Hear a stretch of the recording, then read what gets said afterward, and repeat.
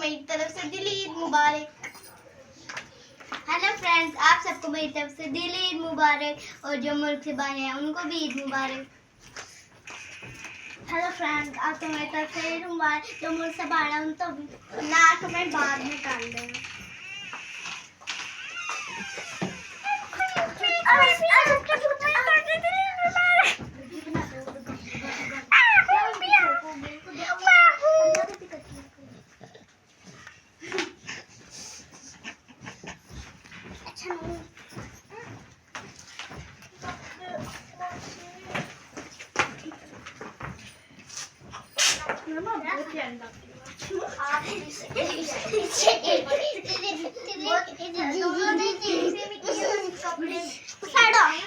उसका पढ़ना चाहिए, उससे जब पता चलता है कि हम लोग गए हैं।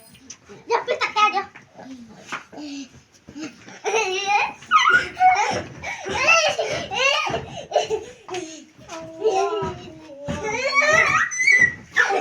आया पापा